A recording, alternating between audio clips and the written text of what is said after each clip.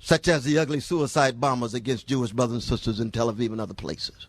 Can we keep both sides in our heads at the same time so it's no longer simply a matter of being pro-Israel, pro-Palestinian, but becomes a matter of being pro-justice across the board that takes seriously the distinctive history of a hated peoples like Jews, and therefore a deep concern for their security and acknowledgement that there will never be substantive security without ending an occupation that subjugates a people, a slice of whom want to push Jews into the sea.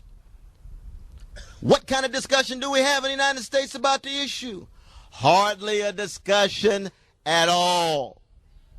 And it's a sad, very sad commentary when you look at the history of progressive and prophetic Jewish American brothers and sisters who have disproportionately been on the cutting edge of struggles for civil rights and civil liberties, supporting black peoples, brown peoples, working peoples, and so forth.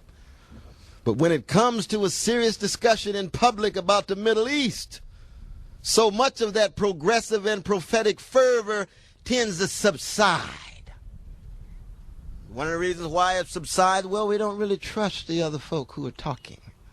You're not really sensitive to what it is to be attacked decade after decade, century after century.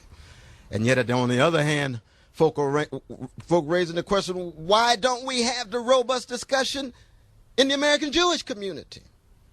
Or is there a disconnect between the American Jewish establishment and American Jewish brothers and sisters on the ground? The brothers and sisters on the ground tend to be so much more prophetic and progressive than APEC and the presidential congregations, the various institutions that do have significant impact on U.S. foreign policy. Can we have a discussion without falling into anti-Semitic traps and anti-Arab traps? That's part of the challenge. But it's impossible to talk about democracy matters in 2004 without talking about global issues, and it's impossible to talk about global issues in relation to the U.S. empire without talking about the Middle East. And we've yet to really have that dialogue. You see. Let me bring this to a close. We have a good time for question and answer. 1 second. In addition to the Greek invention of the Socratic and the Jewish invention of the prophetic, I don't believe it's possible to talk about democracy matters without talking about the black invention of the blues. And again, the blues is not simply a particular kind of music. It's a way of life. It's a mode of existence. It's learning how to smile in darkness and laugh in tears without reverting to revenge and bitterness and resentment. And America is right now in a testing situation. 9/11 3 years ago, all Americans feel unsafe, unprotected, subject to random violence, and hated. For many white brothers and sisters, the first time they just have this feeling of being hated. How was that? Is that back home? Thank you so much, though, brother. Many white brothers and sisters, for the first time, have to get used to being hated. Some of them come up to me, oh, Brother West, I just can't get over this feeling of being hated. It's just something new. I say, oh, you don't say, really. I don't want you to be hated, but you know what? 350 years to be a nigger in America, to be unsafe, unprotected, subject to random violence, and hated.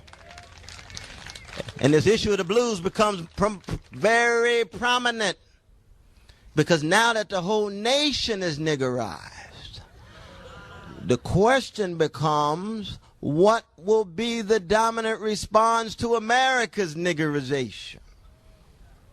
Now that terrorism has been visited on America as a whole, the feelings of helplessness, the feelings of being an object of hate, how are you going to respond?